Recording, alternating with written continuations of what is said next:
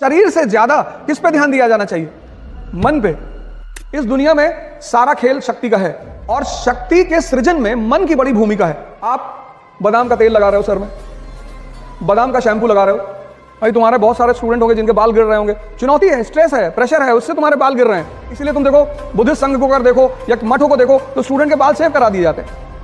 उसकी वजह यही कि जब तुम जलोगे तपोगे तो इस पे असर पड़ेगा, मन नहीं लगता होगा, गुस्सा आता होगा, चिड़चिड़ापन पैदा हो रहा होगा, ये सब चीजें शुरू हो चुकी होंगी। मैं सब लोगों से हाथ जोड़कर अपील कर रहा हूं, जोड़ लिया।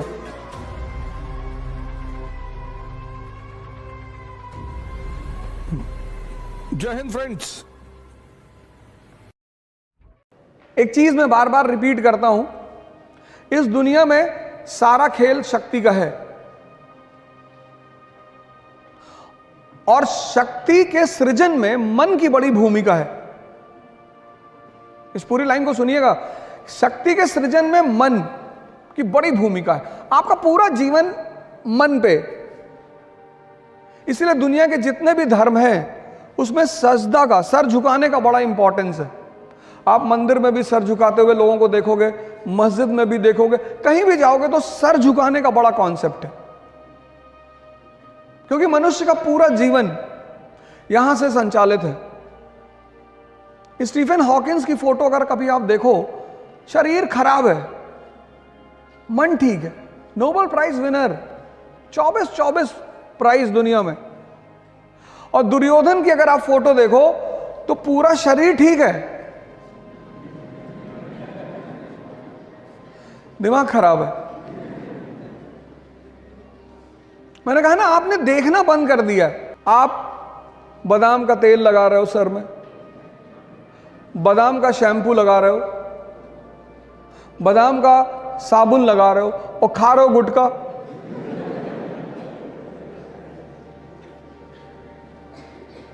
आप सोच के देखो, आप बस सोचो कि आप 21 साल के नवयुवक हैं, इतने अच्छे कॉलेज में पढ़ रहे हैं, आप स्कूल जा रहे हैं, पढ़ने जा रहे हैं, और आप सोचिए कि उन पैकेटों पे, उनकी हिम्मत देखिए, उन पैकेटों पे उन्होंने फोटो बना दी है कैंसर के पेशेंट की। आप उनकी ताकत देखिए कि आपको वो कितना मूर्ख समझते हैं कि मरा हुआ दिमाग है तुम्हारा। आज अगर आप, तो मुझे नहीं लगता आप में से कोई खाता होगा, लेकिन मान लीजिए अगर कोई खाता हो तो आज आप 1 मिनट उस पैकेट को देखिएगा जहां वो फोटो बना है। बस आप गौर से एक बार उसे देखिएगा। तो जब सारा संचालन मन से होगा, सारा, तो शरीर से ज्यादा किस पे ध्यान दिया जाना चाहिए? मन पे। स्वामी विवेकानंद गए यूरोप, अमेरिका, कोई टाई नहीं, कोई सूट नहीं, कुछ नहीं, कितना सम्मान हुआ। तो वो सम्मान किसका था? ज्ञान का। आज डॉक्टर अंबेडकर भगवान के समान इस देश में हैं, वो सम्मान किसका है? उनके ज्ञान का। किसने उन्हें इतना ताकतवर बनाया? ज्ञान ने। कभी आपको मौका लगे, आप डॉक्टर अंबेडकर की एक किताब जरूर पढ़ना, कंपलसरी पढ़ना। मतलब 2 किताबें तो आपको पढ़नी चाहिए। एक एपीजे कलाम की इग्नाइटेड माइंड्स पढ़नी ही चाहिए आपको। आपको पता चलेगा कि यूथ को क्या क्या कर, उसमें 13 चैप्टर हैं, और वो 13 चैप्टर नहीं है, वो 13 नियम है। जैसे पहला चैप्टर में उन्होंने ड्रीम पे चर्चा की है, सपने पे, कि हर व्यक्ति को सपना देखना चाहिए। तो अंबेडकर की एक किताब है, डॉक्टर अंबेडकर की, Buddha and his gospel, Buddha और उनके उपदेश। प्लीज आप कम से कम जीवन में ये 2 किताब जरूर पढ़ी, एक इग्नाइटेड माइंड्स और एक बुद्धा एंड हिज गॉस्पेल। और इन दोनों किताबों का जो एसेंस है, सार, वो यही है कि व्यक्ति को सबसे ज्यादा काम अपने मन पे करना चाहिए।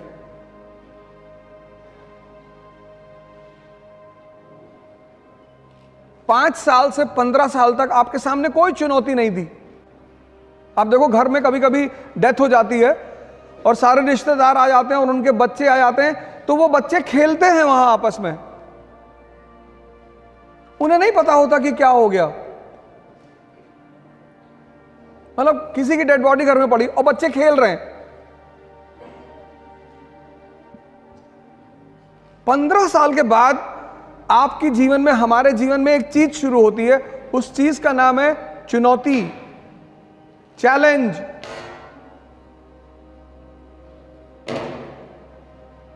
तभी तो रश्मि रथ में एक स्टैंजा है पूरा, आप सबको वो पढ़नी चाहिए। आप राजा बनना चाहते हैं, आप कुछ बड़ा करना चाहते हैं दुनिया में, तो रश्मि रथ की वो लाइनें इतनी कीमती हैं। वसुधा का नेता कौन हुआ? वसुधा मतलब धरती, इसका नेता कौन हुआ? भूखंड विजेता कौन हुआ? सिकंदर की बात हो रही है। अतुलित यश क्रेता कौन हुआ? भगवान श्री कृष्ण। नवधर्म प्रणेता कौन हुआ? भगवान बुद्ध। अब सोचिए, कवि खुद सवाल कर रहा है, वसुधा का नेता कौन हुआ? Question mark. भूखंड विजेता कौन हुआ? Question mark. अतुलित यश क्रेता कौन हुआ? Question mark. नवधर्म प्रणेता? Question mark. कवि क्वेश्चन कर रहा है, जो आपका क्वेश्चन है उसको वो कर रहा है। जिसने ना कभी आराम किया, विघ्नों में रहकर काम किया। विघ्न मतलब चैलेंज, जिससे आप भाग रहे हो। और आप भाग क्यों रहे हो? क्योंकि आपने मन को अपने जीवन से बाहर, आप उसको साइडलाइन करते हो। इस देश में ध्यान वो लोग करते हैं ज्यादातर जो बीमार हैं। मैं बाबा रामदेव के यहां गया था, तो वहां ज्यादातर वो लोग हैं जिनको डायबिटीज है, शुगर है, बीपी है। ये रोगियों के लिए नहीं है, ये युवाओं के लिए है।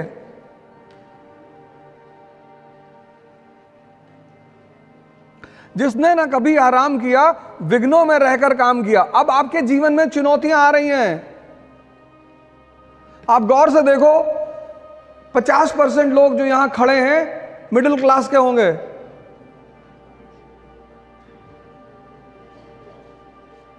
अगर बहनें हैं घर में तो उनका विवाह करना है, आपको नौकरी लेनी है। अब आप गौर करो, एक बहुत भयंकर चीज आपके जीवन में आनी शुरू हो चुकी है, चुनौती। जिसने ना कभी आराम किया, विघ्नों में रहकर काम किया। जीवन में विघ्न जब आते हैं, सोते से हमें जगाते हैं। कैसे? मन को मरोड़ते हैं पल पल। आप देखो कितने परेशान रहते होंगे, अनरेस्ट में रहते होंगे, मन नहीं लगता होगा, गुस्सा आता होगा, चिड़चिड़ापन पैदा हो रहा होगा। ये सब चीजें शुरू हो चुकी होंगी। अगर आप अपने जीवन को इंट्रोस्पेक्ट अभी करो, ये वही दौर है आपका, सब इससे गुजरते हैं। मन को मरोड़ते हैं पल पल। आप सोचो, जब आप 4-5 लोग रहते हो तो आप रिलैक्स रहते हो। जैसे आप अकेले होते होगे, आपको बेचैनी शुरू हो जाती होगी। ये चीज इस यहां जितने लोग खड़े उसमें से 80% को होता होगा, गारंटी। आपको बेचैनी, आप चाहते हो कि बाहर निकल जाए, अकेले ना रहें। नींद रात में नहीं आएगी तो आप कहोगे कि रात भर मैं पढ़ता हूं।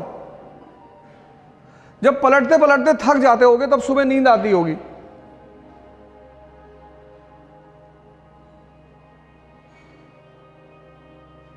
मन को मरोड़ते हैं पल पल, तन को। कहीं बीमारी हो गई, कहीं पेट में दर्द हो गया, किसी को माइग्रेन होगा। आजकल के सबसे बड़ा रोग माइग्रेन है। माइग्रेन इसीलिए कि सपने भी बड़े हैं और चुनौतियां भी बड़ी हैं, और दोनों में लड़ाई चल रही है। कि इस देश की सबसे बड़ी विधा है ध्यान। ध्यान मतलब ये नहीं कि आंख बंद करके 3 घंटे लेटे हैं, उसको हरामखोरी है। ध्यान मतलब देखना, अपने आप को देखना। उसमें एक प्रक्रिया है। भारत में बड़े सारे सेंटर्स हैं, विपासना के सेंटर्स हैं। बुद्ध ने ये खोज की थी इस विधि की, विपासना की।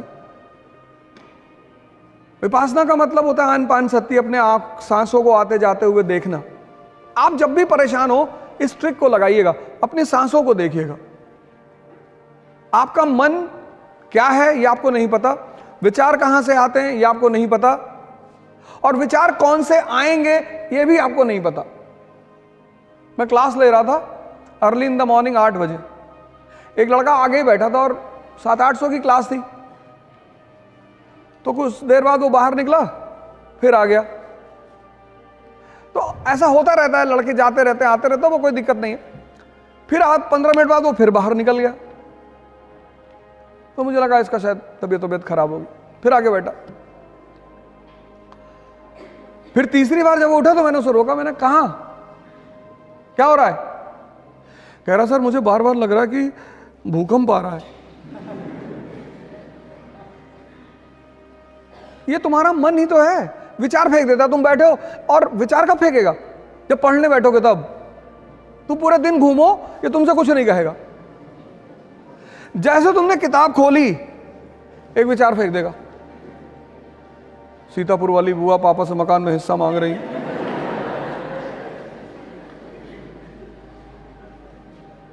आपने कभी गौर किया इन बातों पे? नहीं किया होगा। यह ध्यान है उस विचार को देखना कि मांगने दो हिस्सा। मुझे पढ़ना है, आईएएस बनना है, डॉक्टर बनना है, इंजीनियर बनना है, विधायक भी बनना है। सब आईएएस ही बन रहे, विधायक कोई बनने को तैयार नहीं, सांसद भी बनना है, और फिर बुआ जी का मकान कब्जा करना है। वही जो तुम्हें विचार दे रहा है उसको तुम पलट कर क्यों नहीं दे रहे हो वापस? तुम उसके प्रभाव में आ जा रहे हो, एक्सेप्ट कर ले रहे हो। फिर वो तुम्हें अगले आधे घंटे नचा रहा है और तुम्हारा मन थक गया। मैं सब लोगों से हाथ जोड़कर अपील कर रहा हूं, जोड़ लिया, कि आप सभी लोग ध्यान से जुड़ें। आप सारे लोग ध्यान और योग की शुरुआत करिए। यह रिक्वेस्ट है मेरा आपसे, क्योंकि चुनौतियों से तभी लड़ पाओगे जब तुम्हारे अंदर ताकत होगी। मोटिवेशन एक उधार की चीज है जो मजदूरों के लिए होती है। इस बात को डायरी में लिख लो। यह मोटिवेशन की कहानी किसने शुरू की थी? वो फोर्ड ने, अमेरिका का व्यापारी बिजनेसमैन फोर्ड। उसको पता चला कि मजदूर ज्यादा काम नहीं कर रहे हैं, तो उसने कहा इनको मोटिवेट करो। Motivation is for workers, not for Kings. और जब आपके अंदर ताकत होगी मानसिक, कोई छोटा मोटा विचार आपको प्रभावित नहीं कर सकता। समाज, एक तो आपका खुद का विचार, फिर समाज।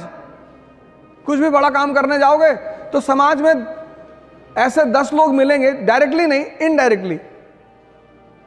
कभी अपने अगल बगल के लोगों को बोल के देखो कि हम आईएएस की तैयारी करने आ रहे हैं, फिर उनका ओपिनियन सुनो कि वो वर्मा जी की लड़की गई थी फिर पागल हो गई। तो सीधे आपको मना नहीं करेंगे कि मत करो।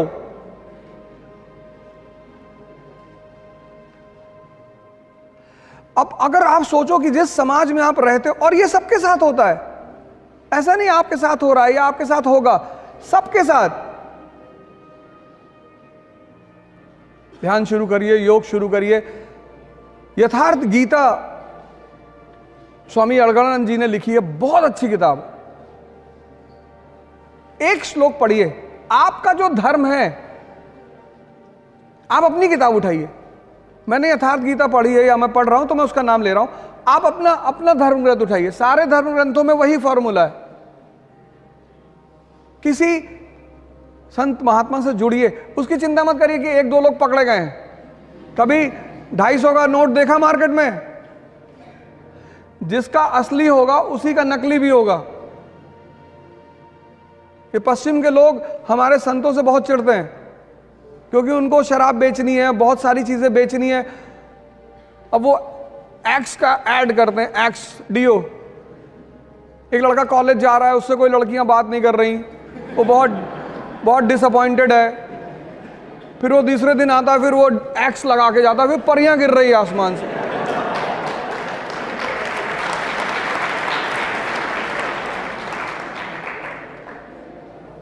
अरे भैया तुम स्कूल आए हो, किसी की बुलेट उठा लो ऐसे हाथ में।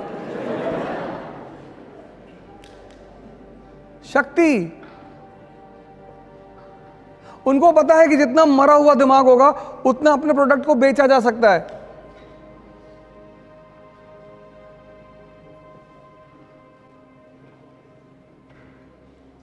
भाई तुम्हारे बहुत सारे स्टूडेंट होंगे जिनके बाल गिर रहे होंगे, चुनौती है, स्ट्रेस है, प्रेशर है, उससे तुम्हारे बाल गिर रहे हैं।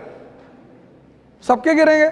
इसीलिए तुम देखो बुद्धिस्ट संघ को अगर देखो या मठों को देखो तो स्टूडेंट के बाल शेव करा दिए जाते हैं। उसकी वजह यही कि जब तुम जलोगे तपोगे तो इस पे असर पड़ेगा।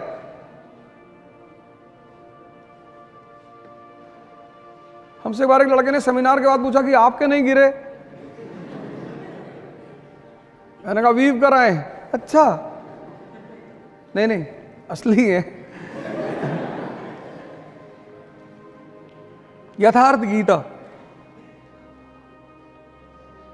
जो भी पढ़ना चाहें और फ्री में, आप उसकी साइट पे जाओ, फ्री में, आपको पैसा भी नहीं देना।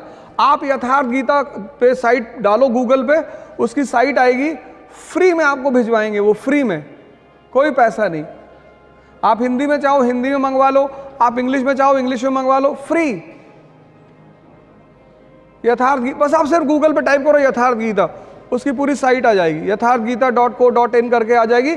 फ्री होम डिलीवरी है, कोई पैसा नहीं लेंगे आपसे वो। प्रणाम सर जी। सर मेरा नाम आकर्षित दीक्षित है। सर एक बहुत छोटा क्वेश्चन है सर। हाँ, सेल्फ डाउटनेस कभी लगता पहाड़ पर टाल डालेंगे दुनिया हिला देंगे, ताकत उठता नहीं कभी, तो कभी ऐसा लगता है कि क्या हो, उसका बताइए। नहीं, तुम अपने आप को आज तक कभी आंख बंद करके अपने आप को समझने की कोशिश की? कितनी बार? 1 घंटे आंख बंद करके बैठते हो? हाँ, मैंने सुन इस बात को, बहुत अच्छी बात है। कहता कभी कभी मन होता है कि पहाड़ उठा लेंगे, और कभी कभी पत्थर नहीं उठता हाथ से। कितनी अच्छी, कितनी ईमानदारी से ये आदमी बात कह रहा है। ये हम सबकी हकीकत है, ये हम सबकी हकीकत है। ये जो आदमी बात कह रहा है, ये एक आदमी की बात नहीं, ये हम सबकी है। तो सुनो क्या होता है उसमें। ये जो तुम्हारा सबकॉन्शियस, ये जो सारा ये मन ही तो है। हाँ, वो ऐसे चलता है, ऐसे पैराबोला बनाता है, ऐसे विचार फेंकता है, विचार। बस बस बस बस इसको पकड़ लो। कबीर ने कहा कि जो व्यक्ति अपने मन को अपना गुलाम बना लेगा, बस वही इस दुनिया पे राज करेगा। क्योंकि जैसे तुम्हें 4 बजे उठना है, अब तुम्हारी नींद खुली 4 बजे, अब इसने तुमसे क्या कहा कि 5 मिनट और। इतनी ठंडक में कौन उठता है?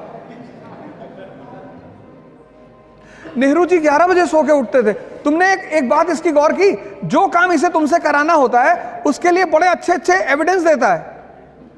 ये कोई सिगरेट पीता है तो उससे कहता है नेहरू जी भी पीते थे, स्टालिन भी पीते थे। अरे स्टालिन नाली का पानी पीता था, पियोगे? बस जैसे ही तुम्हारी 4 बजे नींद खुले और ये तुम्हें राय देने लगे, उसको राय को पकड़ लो तुरंत कि अच्छा हम ही को समझा रहे हो। इस दुनिया में हर व्यक्ति अपने मन से परेशान है, लेकिन चूंकि वो उसे देख नहीं पाता, इसलिए दूसरे को परेशानी का कारण बताता है।